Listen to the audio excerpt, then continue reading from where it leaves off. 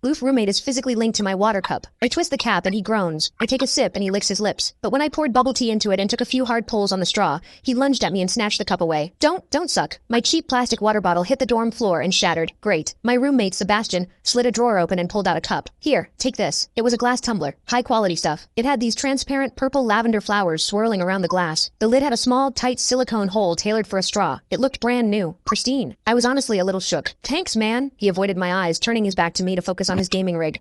I carefully twisted the lid open. Immediately, a suppressed, low groan came from Sebastian's direction. I poured some warm water in and took a sip. Sebastian sucked in a sharp, jagged breath. His hand on the mechanical keyboard trembled, his fingers slipping off the keys. He licked his lips, looking like he was enduring some kind of torture or intense pleasure. His lips were thin, the Cupid's bow sharp like a knife. Looking at them made me want to bite them. Yeah, okay, I admit it. I'm into Sebastian. I swear to God, before I met him, I was the straightest guy in the state. After high school, my only plan was to get to college and bang a hot, bubbly cheerleader. But the moment I walked into this dorm and saw Sebastian, that plan went out the window. 4 years of college and he's the only one I want to mess around with, but I couldn't tell him. No way. I was terrified that if I spilled my guts, we wouldn't even be friends anymore, because Sebastian is straight, like painfully straight. Only 2 weeks ago, he turned down a senior, a varsity swimmer, total stud, who asked him out. After that, Sebastian came back to the room and sat at his desk with a face like thunder for hours. The guy must be a raging homophobe. Maybe it was because the cup was a gift from my crush, but that warm water tasted sweeter than usual. It had a weirdly good aftertaste. I grabbed a straw from my desk and shoved it deep into the hole on the lid. The second I did, a strangled moan ripped out of Sebastian's throat. He bolted up and sprinted into the bathroom. Weird. We were just gaming. Why the hell did he suddenly need a shower?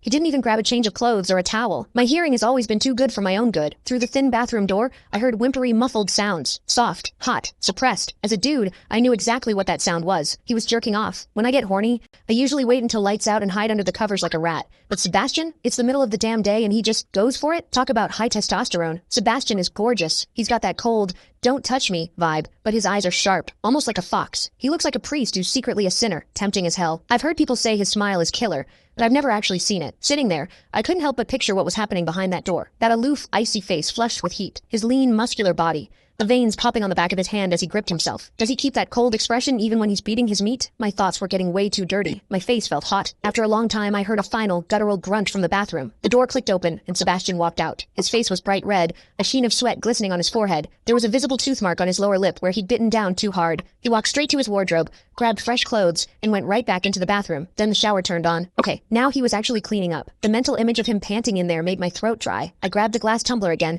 and chugged a few large gulps. The water in the bathroom stopped, then started again. It took him forever to come out. When he finally did, he looked at me with this weird, resentful glare. Strange. Was I imagining things? Sebastian sat back down to game, and I poured myself another refill. I wasn't really thirsty anymore, but I began chewing on the plastic straw out of habit.